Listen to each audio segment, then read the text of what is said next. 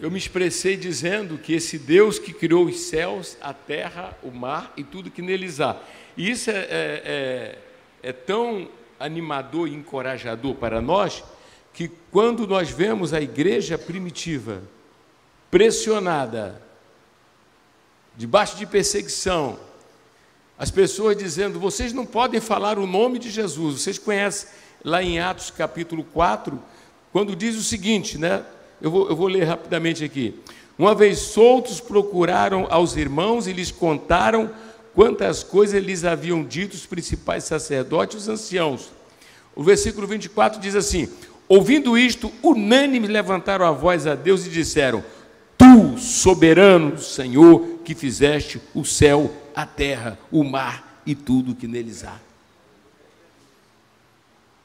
Vamos prestar atenção aqui. Aqui é o seguinte, eles têm um problema, e qual era o problema que eles tinham? Vocês sabem, estudantes da Bíblia, eles estavam ameaçados pelas autoridades que participaram da crucificação de Jesus, certo?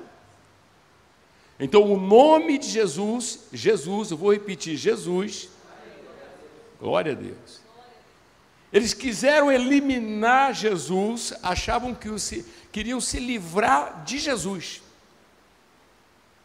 Eles tinham interesses políticos.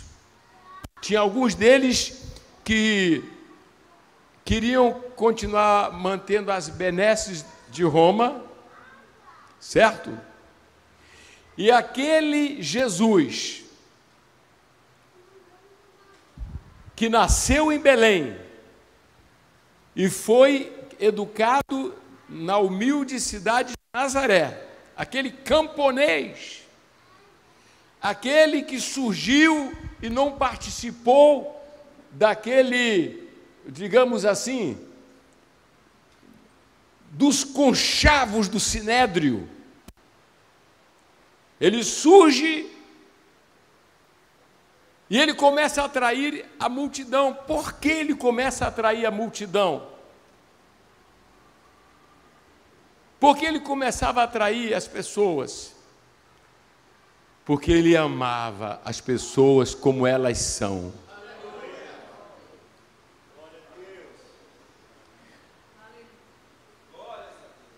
Um dos maiores segredos de Jesus era aceitar as pessoas, era não discriminar. Vocês entenderam ou não? Há alguém aqui que faz acepção de pessoas e se diz cristão? Então precisa aprender com Jesus a sua humildade. Nunca existiu, nunca pisou na terra um homem como Jesus. Eu vou repetir. Nunca. E eu acredito que eu e você, em pleno século 21, né, nós precisamos se interessar por Jesus. Quando você observa as transformações que houveram nas pessoas, elas não vieram do seu vínculo religioso, ou filosófico, ou da educação formal. Simplesmente um homem extraordinário, que não somente chamou a atenção por se compadecer dos doentes, dos enfermos, e eu tenho uma notícia para todo mundo que veio aqui, e dizendo, eu quero ser curado.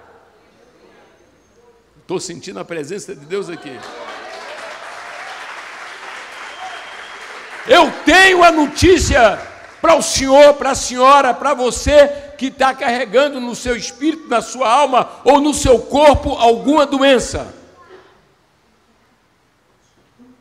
Qual é a notícia?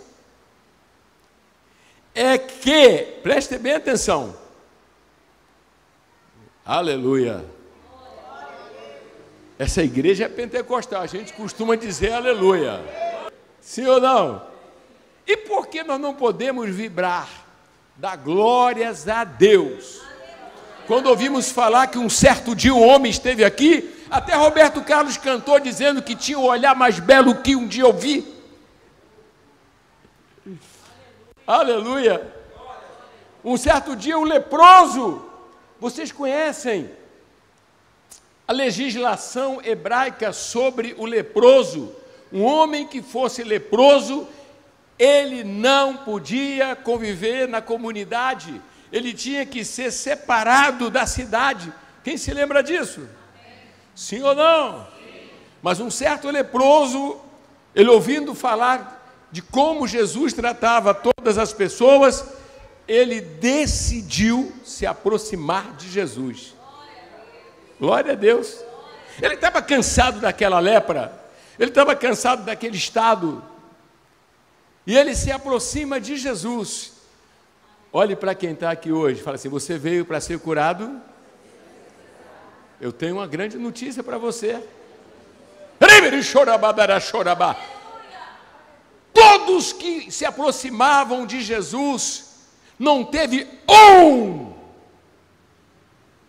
e eu falo isso, eu sinto a unção, não teve um que ele disse: olha, você, eu não vou te curar, pode voltar para casa. Ou não teve alguém que ele disse assim: olha, isso aí para mim, isso aqui eu não dá, está fora do meu alcance. Escuta só, gente, está fora da minha capacidade curar vocês, seu leproso, seu paralítico,